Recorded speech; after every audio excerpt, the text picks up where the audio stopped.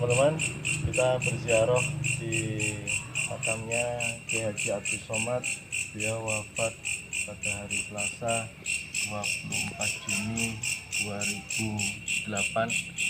Kita berdoa, bertahlil, membaca suratul Yasin agar supaya almarhumah semuanya di sini diampuni dosanya oleh Allah Subhanahu wa taala, dan kita yang mendoakan semoga mendapatkan barokah dari Allah Subhanahu wa taala melalui ziarah ke makam para ulama ini.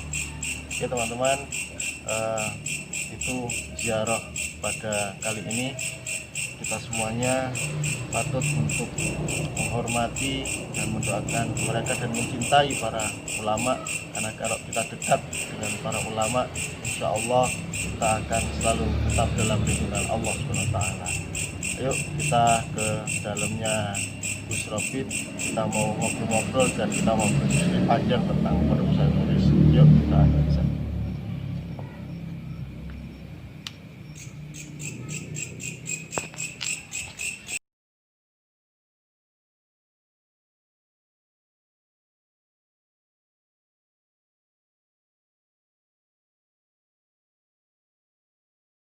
Ya, teman-teman, kita tadi sudah ziarah ke makam Kiai Abdus Somad, dan kita juga jalan-jalan tadi di pondok pesantren dan kita berdiskusi dengan Gus Robit Wasidi. Nah, kali ini kita berbincang-bincang dengan Ra'anas. Kalau orang Madura itu Lora, kalau orang Jawa itu manggilnya Gus.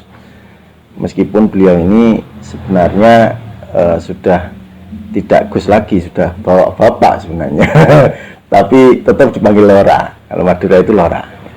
Oke, assalamualaikum Ra'anas. Nah, teman-teman, kita ngobrol-ngobrol santai dengan Ra'anas ini.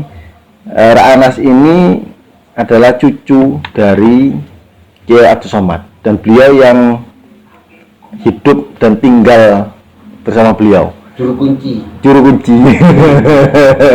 Jadi beliau banyak tahu tentang cerita-cerita ketika beliau bercerita dongeng tentang perjalanannya beliau, kemudian ketika beliau bermasyarakat, sejarah. Mohon maaf, sejarah. Jadi beliau bermasyarakat, kemudian dari sisi pendidikan, budaya, ekonomi dan sebagainya, beliau mampu untuk bersosialisasi dengan masyarakat yang ada di daerah Kauman ini, di Kabupaten Jember ini. Mungkin panjenengan bisa bercerita lah tentang Kiai Abdus Somad ketika awalnya di Jalan Mawar itu atau di Kauman itu awalnya. Jadi begini, Mas Gus. Jadi Kiai Abdus Somad itu dia berasal dari Madura, terus dia pernah mondok di Sidogiri. Terus dia pernah membantu Kiai Samsul Arifin di Sukorejo. Terus dia ke Mekah, dan dia akhirnya berkeluarga dengan seorang istrinya yang bernama Nyai Maimunah dari daerah Duko, yang kebetulan masih keluarga Tempurjo, dan akhirnya beliau pindah ke Sumberwringin, dekat dalamnya ke Khotib Umar, di daerah istilahnya sana itu dalam timur Sumberwringin. Beberapa tahun kemudian beliau pindah ke Kauman. Setelah pindah ke Kauman, pindah ke Jalan Bromo waktu itu Pondok Pesantren Darussalam. Terus dia Jalan Bromo ya. Dulu Jalan Bromo, sekarang berubah menjadi Jalan Mawar. Begitu. Itu secara singkat perpindahan dari kondisi Perjalanannya perjalanan rumahnya. Secara perjuangan beliau juga belajar ilmu militer dari peta. Di waktu itu beliau pernah cerita Pendidikan Jepang pada hari itu pendidikan kan. Jepang ya. Selain dia seorang santri yang belajar agama waktu masih muda, juga dia ikut pelatihan pendidikan militer Hizbullah, dan bersama dengan peta dikirim pertama di Jember. Di Jember itu waktu itu kata beliau berada di dekat Pagah, itu dulu kampus UNED awal. Dulu itu pernah sebagai Pagah itu Bayangkara, yang sekarang itu. Bayangkara belakang kampus UNED yang Lama. awal lama. Itu dulu masa kurang lebih tahun antara ya 45 sampai ke 50 lah, sekitar itu tuh masa pendidikan untuk persiapan kemerdekaan Republik Indonesia.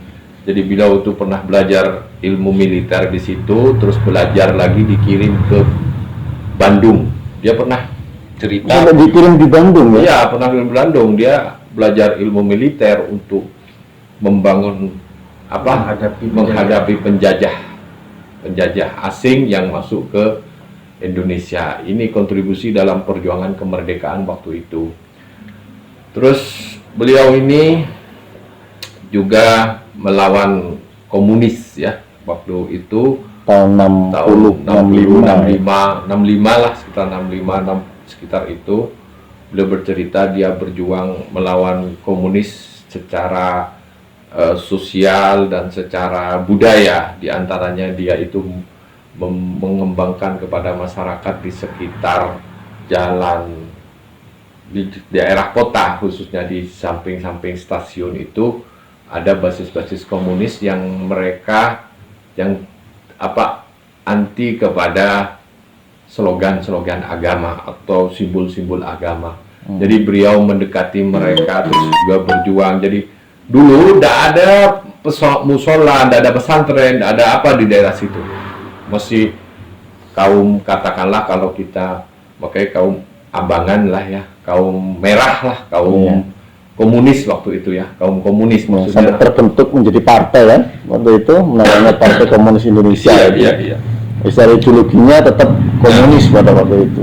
Ya, beliau berjuang, beliau membangun masyarakat agar mengenalkan agama Islam lewat pendidikan di musola, di langgar-langgar. Jadi anak-anaknya itu diajak untuk mengaji. Yang masih suka dengan slogan-slogan komunisme itu diingatkan atau disadarkan bagaimana menyadarkan bahwa pentingnya punya agama. Jadi dari anak-anaknya banyak yang ngaji. Dan anak-anaknya sekarang sudah menjadi tak banyak yang ngaji, punya musola TPK. Jadi dulu nggak ada seperti dia cerita zaman dulu ya, namanya gerwani, namanya kegiatan-kegiatan kelompok-kelompok pemuda PKI atau apa saja yang berbau PKI itu di jalan-jalan sepanjang kota itu ada. Jadi Kiai itu melalui pendekatan sosial, pendekatan budaya dan pendekatan pendidikan bisa, alhamdulillah bisa merubah beberapa masyarakat. Akhirnya musola tumbuh, kegiatan pengajian di daerah kota itu mulai tumbuh.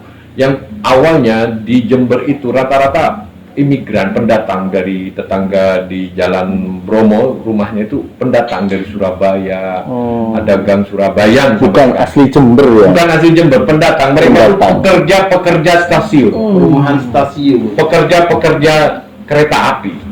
Jadi mereka itu tertarik dengan slogan-slogan komunisme waktu itu, karena mereka sebagai buruh dari pekerja kereta api atau pekerja-pekerja di perusahaan swasta lainnya. Jadi Kiai Abdul Somad itu berjuang membangun masyarakat agar berketuhanan. Di situ dia membangun kasarnya ideologi untuk mengenalkan agama. Dan alhamdulillah sampai sekarang di perkotaan ini musola tumbuh, TPQ. Dia cerita Alhamdulillah dulu cari orang adzan di daerah sana itu nggak ada. Cari musola untuk ngaji itu nggak ada. Sekarang sudah tumbuh per gang-gang itu sudah banyak musola. Ada yang per 2 gang ada musola. Mereka itu imigran sebulan, 5 tahun, 10 tahun pindah. Jadi mereka memang pekerja buruh. Pola pendekatannya Ki Abdul Somad Ya dengan pendekatan sosial, budaya. Dia menyampaikan dari pintu ke pintu. Dari pintu ke pintu, dari acara-acara keluarga, acara perkawinan, dia berceramah terus pintu ke pintu Ebit Jati berarti. Ebit Jati lah. Terus sampai membangun jembatan untuk masyarakat itu. Oh, itu di Kauman, Bang. Oh, itu di Kauman. Di Kauman, sebelum di itu. Jadi ya? begini, cerita membangun jembatan itu suatu yang dia ingat karena itu kenangan indah ketika masyarakat Kauman itu kan baru datang dan pendatang juga ya dari Madura, ada yang dari daerah-daerah lain ya, terus Banjar dan sebagainya ya. Terus ada istilah di Kauman itu ada penduduk Sungai Barat dan Sungai Timur gitu. Ada zaman dulu itu nggak ada jembatan. Jadi beliau ini mengajak masyarakat untuk membangun jembatan. Membangun jembatan saat itu tidak mudah. Tidak jangan dibayangkan sekarang terus kita mengajukan proposal dapat dana, enggak. Murni dari masyarakat. Kalau nggak ada kesadaran waktu itu mungkin sampai lama mungkin itu harus pakai pering atau kuno apa ya. Ya mungkin karunia beliau mampu menggerakkan masyarakat itu. Mampu menggerakkan masyarakat. Jadi beliau membangun jembatan sehingga penduduk di situ itu merasa transportasi, ada ekonomi, perubahan ekonomi, perubahan peningkatan pendidikan dan sebagainya di situ. Jadi beliau juga membangun lembaga pendidikan musola lah ya zaman itu ya, ngaji di musola, majelis taklim, mengaji kitab-kitab. Dia sering yang diajarkan itu biasanya sulam sefina, sulam taufik, sederhana. Dia kepada masyarakat itu selalu membawa kitab dan mengajar sambil memegang kitab. Ciri khasnya dia nggak pernah pidato terus ceramah, dia merasa kurang pas. Bukan mubalik, dia pendidik. Dia langsung membawa kitab. Yang saya tahu dia selalu membawa kitab sulam kemana-mana. Terus kadang kitab kitab-kitab yang sering dipakai di masyarakat, yang bisa diaplikasikan di masyarakat. Ya, yang bisa diaplikasikan. Nah, teman-teman, itu adalah bentuk pendekatan Ki Abdul Somad terhadap masyarakat sehingga mampu menggerakkan masyarakat tanpa harus berjihad, tanpa harus dengan kekerasan. Beliau dengan lemah lembut merangkul masyarakat sehingga sampai hari ini masyarakat menikmati hasil dari pendekatannya beliau terhadap masyarakat itu. Nah, untuk itu kan dengan masyarakat ya. Ketika itu ada organisasi yang notabene memang Islam Ahli Sunnah wal Jamaah, dan kemudian dalam organisasi itu namanya Nahdlatul Ulama. Kiai Abdul Somad berkontribusi besar terhadap organisasi ini. Beliau pernah menjadi pengurus. Beliau menjadi pengurus NU di zaman era kurang lebih antara 65, 70 sampai ya 75 lah. Berarti masih partai waktu itu, ya, berarti kan itu ya. NU itu partai tahun 60 ya? 52. Kemudian 70 sampai 70. Baru kemudian independen Ya. menjadi ormas. Ada P3 Menjadi ormas. Beliau pengurus, dia mengelola NU zaman itu. Saya nggak tahu apa jabatan terakhirnya. Dia selalu datang selalu aktif aktif di kepengurusan tanpa pamrih, membersihkan NU, ngurusi kantor dan seterusnya, termasuk beliau. Jadi berkhidmat tidak harus menjadi pengurus inti dan sebagainya. Dia berkhidmat ikhlas untuk ngopeni NU. Ngopeni NU waktu itu yang menarik itu gini, Gus. Dia itu juga ngopeni waktu itu awal-awal PMII. Pergerakan mahasiswa Islam Indonesia. Dia itu kiai salaf, kiai santri ya, yang nggak pernah belajar, tapi dia ngopeni agar mahasiswa itu tertarik dengan NU waktu itu ada lembaga awal yaitu PMII. Dia itu merangkul waktu itu di zamannya Pak almarhum Pak Sanjaya, Pak Muhtaro, Muiz dan sebagainya, awal-awal itu. Awal-awal. Itu tidak gampang merangkul mahasiswa, Iya, membangun iya, iya. PMII. Artinya apa ya, Dunia akademis ya. dunia game itu pembina atau pengayom Iya. pas awal-awal PMII berdiri di Jember waktu itu. Nah, menarik sekali teman-teman bahwa Ki Abdus Somad ini, beliau yang backgroundnya santri, tetapi menjadi penasehat pergerakan mahasiswa Islam Indonesia yang notabene memang secara akademis. Jadi merubah akademis menjadi santri itu tidak hal yang mudah, tapi hal yang memang agak susah itu untuk kita lakukan pendekatan.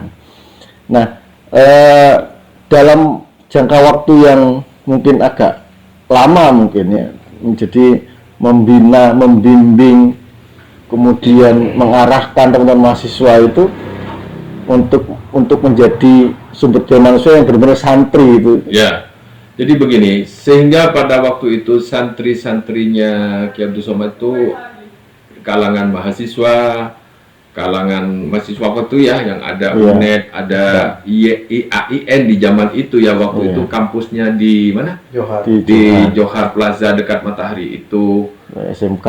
Dan ada juga santrinya yang SMA Katolik, yang waktu itu saya juga heran, beliau kok nggak apa-apa, kata dia. Ya nggak apa-apa, walaupun dia sama Katolik, ya Muslim, yang penting dia harus belajar agama. Jadi butuh toleransinya itu. Toleransinya sangat tinggi. Jadi saya siap santri yang sekolah di SMA Katolik waktu itu tuh ya pakai kaos lambang Salib. terus dia itu kalau mondok ya sarungan, setelah itu berangkat sekolah ya pakai baju seragam gambar itu. Saya juga heran kok gitu ya. Jadi dia menganggap bahwa yang penting kamu mau berislam, mau mengaji, belajar itu sudah bagus. Jadi dia itu berharap bahwa yang dia impikan sebenarnya waktu itu cerita, apa sampean kok tertarik dengan gaya pesantren seperti ini? Dia ingin bahwa di kalangan santri itu suatu saat nanti memimpin ke pemerintahan, memimpin guru-guru. Jadi artinya menjadi guru, kepala sekolah, atau menjadi pejabat negara, tapi dengan jiwa seorang ahli sunnah wal jamaah, jiwa Islam ahli sunnah wal jamaah yang berbudaya santri gitu. Dia harus mempunyai jiwa, Bisa dikatakan beliau ini kayaknya birokrat. kayaknya birokrat. Jadi ingin menyantrikan. Ya, nantinya ke depan birokrat itu supaya dari kalangan santri. Ya, santri. Dari kalangan Birokrat profesional, baik itu dokter, Ya, baik kalangan itu dokter. teknik sipil, lulusan teknik sipil dan seterusnya. Dan itu disantrikan Ya, menjadi santri. jaksa, pengacara dan Jaksa, seterusnya. pengacara, jadi Jadi- banyak santrinya. Jadi kalau seandainya mungkin yang bagian kiai langgaran di desa mungkin itu banyak yang membina, tetapi yang membina di tahun-tahun itu lah, zaman semono ya. Zaman semono. Zaman semono itu yang membina birokrat itu masih belum, apalagi di situ kan masih kuat-kuatnya PKI dan Iya. seterusnya itu. Jadi memang sosok Kiai Abdus Somad ini menjadi penting di saat Keberadaannya seperti di itu. saat itu ya. Nah, Tapi lebih dari itu yang menarik bagi saya adalah di samping pembinaan terhadap calon-calon birokrat dan profesional adalah Darussalam, notabene adalah pesantrennya beliau ini dikenal sebagai pencetak ahli Al-Quran. Ya, rata-rata dari pendidikan di kota ini itu TPQ di kota, sekolah-sekolah formal bahkan seperti itu guru-gurunya ngambil dari Darussalam. Dari murid-muridnya Ki Abdus Somad. Jadi ya, Oke. ada hasil dari dia mengajar di bidang pendidikan ya. TPQ di Jember, khususnya di wilayah kota, di kan dulu kan tidak umum ya TPQ kan, ngaji Al-Quran itu ya kadang Masjid, ada di musola. masjid-masjid itu kan tidak seberapa ramai seperti sekarang ya. Beliau ini mengajarkan kepada santrinya sampai dia bagus dalam membaca Al-Quran, terus santrinya itu disuruh buka TPQ. Jadi dia santri buka sana TPQ, Oh, itu gitu tetangga ya. sana itu buka TPQ. Dia mengajarkan Jam itu kosong. mengajarkan pengabdian. Pengabdian, Ya. mengajarkan pengabdian lewat Al-Quran, dan alhamdulillah tumbuhlah beberapa santrinya itu membangun TPQ dan sampai sekarang tumbuh TPQ atas dorongan dan motivasi beliau. Mengapa beliau ke arah sana? Karena beliau sendiri itu hafid. Oh, Ya. tahfidz ya. Ya, jadi beliau hafal Al-Quran. Jadi memang basic Al-Qurannya punya dan memiliki passion di situ. Dan apa namanya, saya setiap hari juga ketika masih kecil, ketika datang ke jalannya beliau, mesti dipanggil untuk membaca satu makro, satu lembar, satu halaman minimal. Minimal ya. Karena apa Dia namanya? ahli Al-Quran. Ya, beliau sangat concern terhadap pendidikan Al-Quran. Al-Quran. Nah, itu yang menarik teman-teman. Ternyata Kiai Haji Abdus Somad, beliau adalah Al-Hafidz. Jadi beliau pendekatan Al-Quran dan mengabdikan dirinya ke masyarakat itu, dan masyarakat itu diajarkan untuk pengabdian terhadap Al-Quran melalui Al-Quran itu. Nah, menarik sekali. Dan beliau kemudian wafat pada tahun 2008. Beliau wafat tahun 2008 dan kemudian dilanjutkan perjuangannya oleh Kiai Haji Muhyiddin Abdus Somad. Dan Kiai Abdus Somad itu punya putra Kiai Muhyiddin Abdus Somad, terus kemudian Pak Liha, enggak, terbalik Mas. Oh. Maliha dulu, Nyai Nyai Hajah Maliha, Hajah Maliha, Kiai Muhyiddin Kiai Abdul Muhyiddin Somad, Abdus Somad, Abdullah Kiai Abdullah, ada di Madura. ada Madura. Tiga, putranya tiga. Ada putra Apa tiri, anak tiri ya. Jadi Oh, dia mengangkat bukan anak anak, ya? dari istrinya Istri itu bawa apa?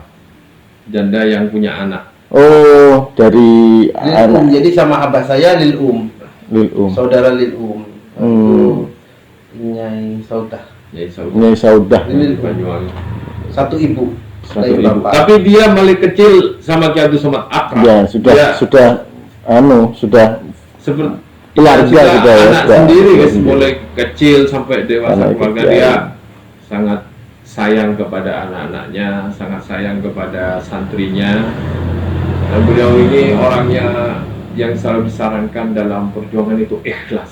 Dia tidak ingin harapannya itu menjadi orang populer di mata orang. Kalau dia sarankan, kalau sarankan kepada saya waktu itu, jadilah orang yang ikhlas dalam berjuang. Kalau tidak ikhlas kita rugi nanti di Akhirat. akhirat. Gitu. Kalau keistiqomahan di dalam ibadah gimana yang Oh, beliau paling istiqomah bangun jam 2:30 setelah tahajud. Habis sholat tahajud dia wirid, baca Quran sampai subuh, bangunkan santri. Setelah itu dia santri-santri yang ada itu sorogan, suruh bawa kitab, terserah. Yang mau bisa mengaji bawa kitab gundul, yang nggak bisa bawa Al-Quran, macam-macam. Jadi santri itu 10 menit, setengah 15 menit itu gantian. Gitu ya. Semua santri itu maju ke depan.